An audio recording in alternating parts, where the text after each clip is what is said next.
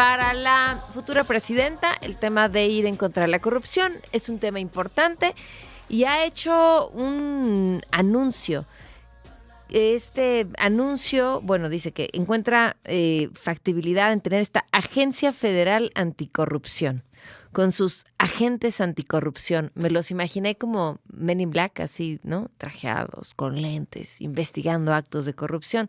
En realidad dice que pues vendría del mismo lugar o sería una especie de rediseño de la misma Secretaría de la Función Pública, que está dentro de su chamba. Y además recordemos que dentro de la Cámara de Diputados hay también un organismo encargado de vigilar lo que se hace con todos los recursos que vienen del gobierno, todos. O sea, si son quienes reciban dinero del gobierno, son vigilados y auditados. Es la Auditoría Superior de la Federación.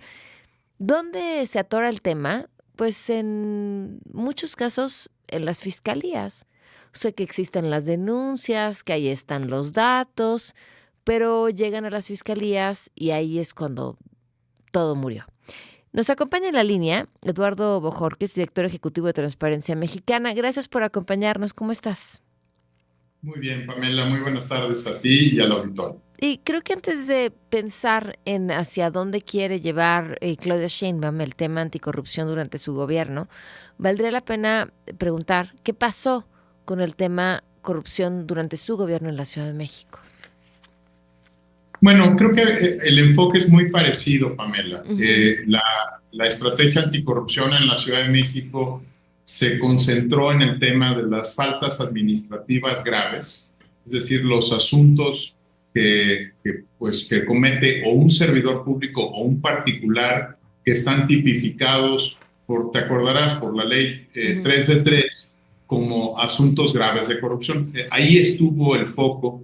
Y como bien dices, hay un reto enorme entre lo que hace el órgano interno de control, que cambia de estado en estado, pero la Secretaría de la Contraloría, y lo que le turna al órgano investigador, que es la Fiscalía General de Justicia en el caso de la Ciudad de México, o Fiscalía General de la República si se trata de asuntos del orden federal.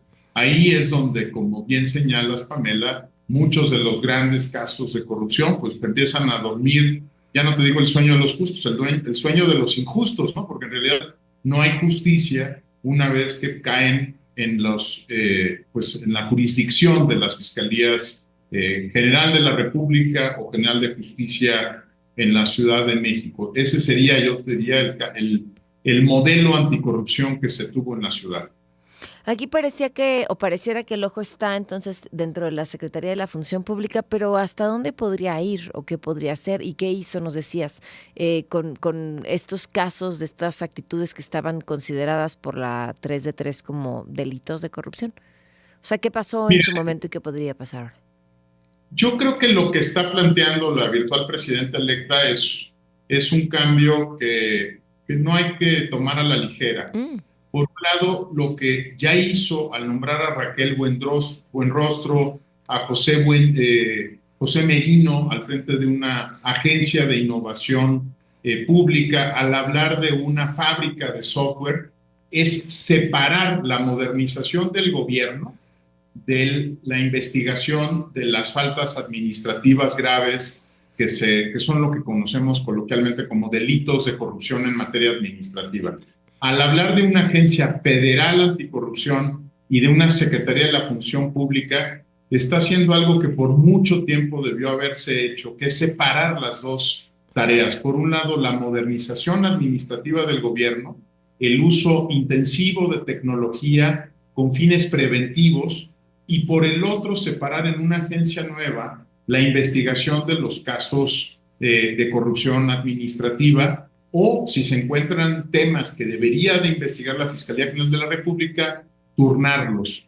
Con eso lo que está mandando es una señal muy clara, que viene una modernización del gobierno y al mismo tiempo que se va a separar esta tarea anticorrupción de la Secretaría de la Función Pública, o por lo menos eso se puede prever, dado que ya están nombrados José Merino o Raquel Buenrostro, por un lado, que tienen un mandato muy claro de, por ejemplo, modernizar la contratación pública, y todavía queda pendiente pues la posibilidad de que haya un titular de esta Agencia Federal Anticorrupción. Te diría que incluso hay un tema más, Pamela. Hay una discusión abierta en el equipo de transición sobre si la agencia debe de ser solo federal o debería de ser una agencia nacional anticorrupción con capacidad de perseguir delitos que se cometan en las 32 entidades federativas y en la Administración Pública Federal. Qué interesante. Ahora, a ver, que tenga esta capacidad de perseguirlos se limitaría a una capacidad de investigar, ¿no? No, la ley los topa ahí al tipo de organismo que se te ocurre inventar. Sí, el tema es que, mira, la corrupción tiene dos grandes formas de ocurrir. Una que tiene que ver con lo administrativo, por ejemplo, las licitaciones, el ejercicio del presupuesto, lo que tú describías hace un momento sobre la fiscalización en el ejercicio del gasto, y hay otros asuntos que son del orden penal. Estos asuntos, por ejemplo, son de los que han sido acusados Emilio Lozoya o en su momento algún otro funcionario vinculado con agronitrogenados o con el caso Segalmex. La anticorrupción cubre los dos temas.